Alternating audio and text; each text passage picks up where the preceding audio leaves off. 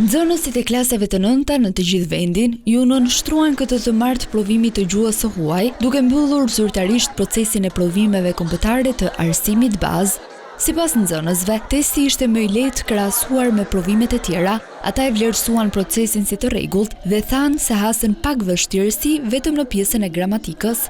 Më të lehti mund ta konsideroj anglishten, pasi është gjuhë që besoj se e dim që të vegjël dhe nuk ka shumë vështirësira ose gjëra të reja që mund të marrim. Shumica e pyetjeve ishin me tekst, kështu që ne duhet të lexonim dhe të bazoheshim nga teksti. Kur e pash nuk është se kisha një pyetje që hasa vështirësi. Më i lehti do të ishte anglishtja, ishte A2 shumë i thjeshtë, ndërsa matematika besoj se do ishte më i vështirë. Hasin gramatikën sipas mendimit tim, pasi mund të kenë vështirësi në zgjedhjen e parafjalëve ose zgjedhjen e duhura të lidhsave.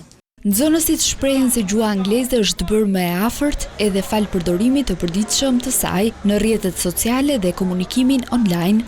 Nga brezi i ri sidomos flitet më shumë se sa gjuha shqipe, është e mësuar nga telefonat, nga kompjuteri, nga çdo lloj platforme. Nga përdorimi i teknologjisë së vazhdueshme, lojrat, TikToku, Instagrami, rrjetet sociale që na kanë shtyr akoma më shumë për të mësuar gjuhën angleze, besoj se na kanë ndihmuar. Dhe mos ke brezi ynë në vë shumë re ndryshim në mënyrën e komunikimit, se unë shoh vetë ke vetja që e përdor shumë anglishten në të folur. Me përfundimin e këtij testi, mbyllet cikli i provimeve kombëtare për 29.000 nxënësit e klasave të nënta në të gjithë vendin, ndërsa notat mund të merren pranë shkollave përkatëse.